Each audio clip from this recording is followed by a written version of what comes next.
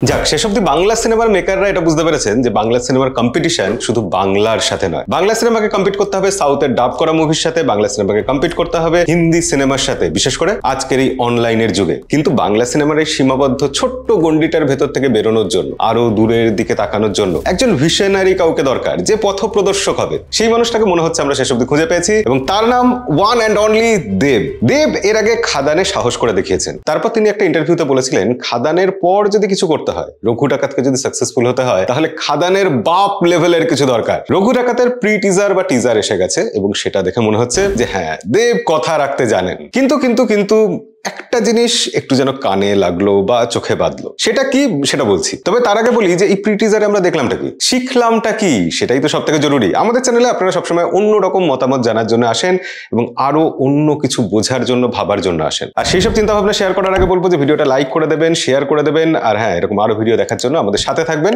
Subscribe বাটনটা press করে। তো যে কথা হচ্ছিল, যে কোনো সিনেমাকে বড় সিনেমা, একটা বিশাল কিছু দেখানোর জন্য, লার্জার দেন লাইফ কিছু ফুটিয়ে তোলার জন্য তাকে কয়েকটা জিনিস ইউজ করতে হয়। যেমন কেজিএফ আমরা দেখেছিলাম, এরিয়াল শট প্রচুর ছিল, ক্যামেরার ওয়াইড অ্যাঙ্গেলে বিশাল বিশাল লোকেশন দেখানো হয়েছিল, ঠিক যে জিনিসটা খাদানে করা হয়েছিল। এবার রঘু ডাকাতের ক্ষেত্রে আমরা ঠিক সেম জিনিসটা দেখলাম। এই সিনেমাটা যে একটা বিশাল কিছু, একটা এক্সট্রাঅর্ডিনারি কিছু, লার্জার দেন লাইফ কিছু, সেটা বোঝানো হয়েছে, সেটা ফুটিয়ে তোলা হয়েছে বারবার ওই এরিয়াল শট দিয়ে আর বড় স্পেকটাকল কিছু ভিজুয়াল দিয়ে। হ্যাঁ, তার জন্য কিছু কিছু জায়গায় এআই এর সাহায্য নেওয়া হয়েছে, কিন্তু এখানেও একটা জিনিস খেয়াল করার আছে। এআই দিয়ে যখন ভিডিও বানাই আমরা, এখন তো আমরা যে কেউ বানাতে পারি, কিন্তু সেই ভিডিওর মধ্যে কনসিস্টেন্সি থাকে না। ভিডিওটা যে এআই দিয়ে বানানো, সেটা যেন চোখে আঙুল দিয়ে বারবার দেখিয়ে দেয়, নানা রকম অসঙ্গতি বারবার চোখে পড়ে। কিন্তু এখানে বুদ্ধিমানের মতো এআই কে ইউজ করা হয়েছে। বিশেষ করে এআই এর শটগুলো ছোট ছোট রাখা হয়েছে, ধারাবাহিকতার সেরকম কিছু প্রয়োজনই পড়েনি। দ্বিতীয়ত, যে কোনো শটের ত্রুটি বিচ্যুতি ঢাকার জন্য সাধারণত একটু ডার্ক টোন ইউজ করা হয়, একটু অন্ধকার অন্ধকার ব্যাপার স্যাপার, তাতে ভিজুয়াল অনেক খামতি ঢাকা পড়ে যায়। এখানেও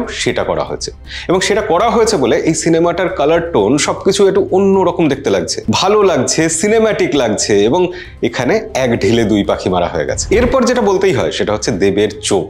বাংলা সিনেমায় বহুবার দেবকে ইউজ করা হয়েছে নানা রকম ভাবে, কখনো তার নাচের জন্য, কখনো তার হ্যান্ডসাম লুকের জন্য। তার যে ফিজিক, মাসল থাকলে তাকে যে দেখতে এত ভালো লাগে, সেই ব্যাপারগুলো ততটাও ডিসকভার করা হয়নি। তার থেকেও বেশি দেবের চোখ, সেটা যে কতটা এক্সপ্রেসিভ, সেটা বাংলা সিনেমা এখন অব্দি খুঁজে পায়নি, সেভাবে দেখাতেই পারেনি। রঘু ডাকাতের টিজারে যেভাবে বারবার দেবের চোখ দেখানো হয়েছে, যেভাবে তার এক্সপ্রেশন ফুটেছে, মনে হয়েছে যে এবার হবে, কিছু একটা তো হবে। এই ধরনের সিনেমাতে একটা কিছু স্পেশাল বিজিএম দরকার হয় একটা ক্যারেক্টারকে এস্টাবলিশ করার জন্য, ঠিক খাদানে যেরকম ছিল। এখানেও কিন্তু এই রঘু রঘু রঘু বলে যে মিউজিকটা হচ্ছে, যে ব্যাকগ্রাউন্ড স্কোরটা চলছে, সেটা সেই রকম একটা ভাইব দিচ্ছে, গায়ে কাঁটা, হ্যাঁ সেটাও দিচ্ছে। কিন্তু ওই যে ট্রিপল আর এর নকল করা তীর ছোড়া দৃশ্যটা দেখুন, এরকম স্লো মোশন, এরকম একটা জিনিসকে, অবজেক্টকে ট্র্যাক করে যাওয়া হচ্ছে, এইসব দৃশ্যগুলো কিন্তু বাস্তবে ঘটে না। সত্যি সত্যি কেউ মারামারি করতে গেলে স্লো মোশনে মারামারি করে না, হাতের খড়গ দিয়ে কাউকে একজন মারার পর সে খড়গটা নিয়ে ক্যামেরার সামনে পোজ দেয় না। কিন্তু এই দৃশ্যগুলো হচ্ছে সিনেম্যাটিক দৃশ্য। এই দৃশ্যগুলো ক্যারেক্টারকে সাধারণ মানুষ থেকে সুপার হিরো বানিয়ে দেয়। এই দৃশ্যগুলো সিনেমার মুড সেট করে দেয়, এবং এরকম দৃশ্য বহু সিনেমাতে বহুবার এসেছে।